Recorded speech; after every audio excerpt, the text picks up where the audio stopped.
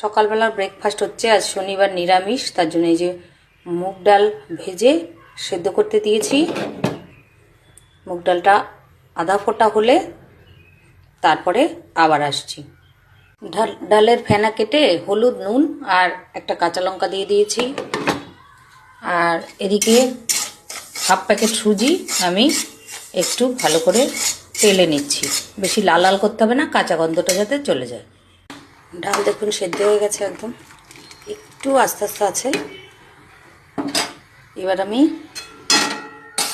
এই যে ভেজেছি যে সুজিটা, এটা ডালের মধ্যে দিয়ে দেবো।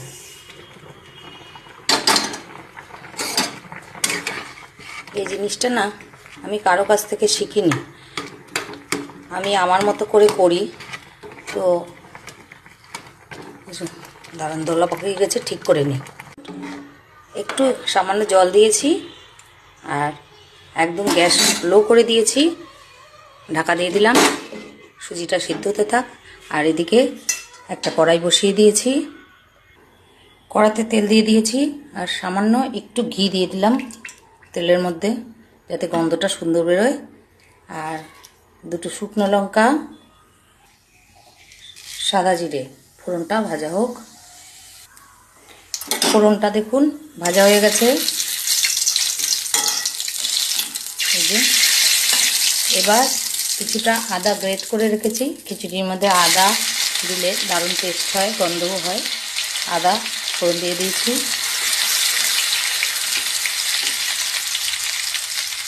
ঘিয়ের সুন্দর গন্ধ বেরিয়েছে।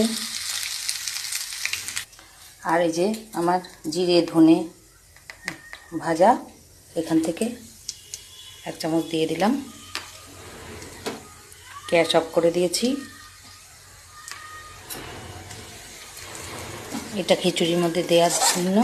আর হচ্ছে খেয়ে দিয়ে উঠে 1 চামচ খেয়ে জল খেয়ে নিই, যাতে গ্যাস অম্বল না হয়। এই যে খিচুড়ি, আর এবার এখান থেকে নিয়ে খিচুড়ির মধ্যে অ্যাড করে দেব।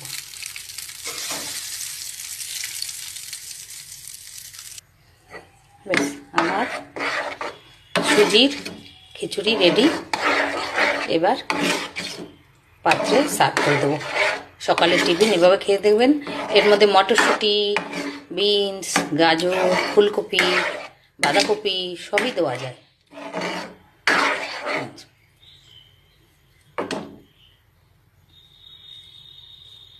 চলুন এবার খেয়ে নেওয়া যাক।